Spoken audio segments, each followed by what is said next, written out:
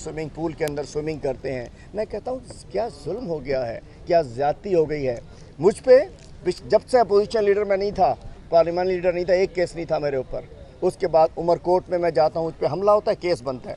भगवान साहब वकील है मेरे, 2 साल हाजिरियाँ देता रहा, बरी हो गया। घोट की इलेक्शन में जाता हूँ, मुझ पर दहशतगर्दी का केस बनता है इलेक्शन के दिन। 2-2.5 साल मैंने अदालतों का सामना किया, बरी हो गया। मलीर इलेक्शन में जाता हूँ PS 88 में, आज भी ATC का केस भुगत रहा हूँ। 1 महीने के अंदर 20 दिन मेरी हाजिरियाँ होती हैं। मेरा कसूर क्या है बता दे कोई। इसलिए कि मैं हक की बात करता हूँ, सच की बात करता हूँ, सिंध के आवाम की बात करता हूँ। आज भी अदालत में पेश हो रहा हूँ, अदालतों से भागा नहीं हूँ।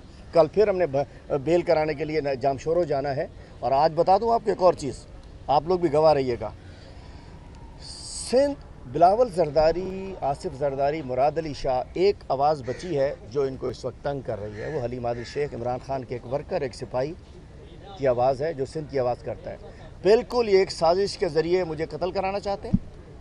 कभी कोई पुलिस वाला G3 लेके मुझे वीडियो धमकी की मैसेज देता है।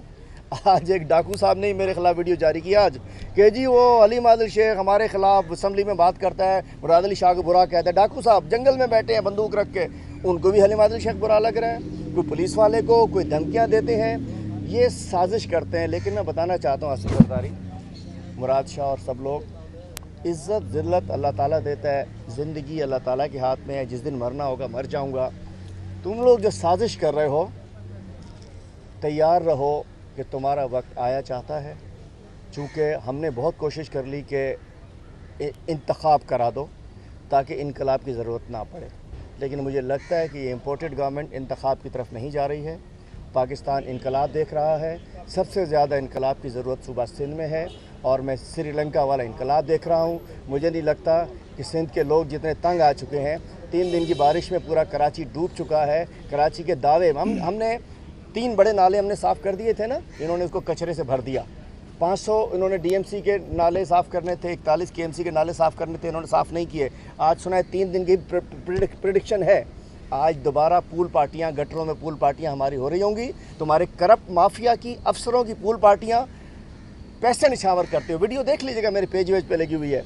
आज ये फिर जो हबस लग रहा है, बारिश होगी, फिर ये शहर वाले जिन्होंने अरबों रुपए, 1000 अरब से ज़्यादा बल्दियात का बजट है, 1000 अरब से ज़्यादा, तो हम इंशाल्लाह उस पूल पार्टी के खिलाफ पिटीशन भी करने जा रहे हैं। बजट तकरीर के दूसरे दिन मेरी सिक्योरिटी वापस ले ली। एंटाइटलमेंट है, अपोजिशन लीडर हूँ मैं, सीनियर मिनिस्टर के बराबर मेरा एंटाइटलमेंट है। अगले दिन मुझसे पुलिस वापस, सिक्योरिटी जो है मोबाइल वापस ले ली। अरे मोबाइल कुछ नहीं होती, अल्लाह की नज़र हो बस, ठीक है। बात यह है कि आज अल्हम्दुलिल्लाह हाई कोर्ट से मुझे जो रिलीफ मिला है, रिलीफ ये कि इन चोरों को कहा है कि भाई गलत काम ना करो। फिर भी अगर करेंगे हम फिर अदालतों में आएंगे, इंशाअल्लाह मुँह देंगे और इस करप्ट माफिया को, इस सिंध हुकूमत को, जरदारी माफिया को माफ़ नहीं करेंगे। Thank you sir.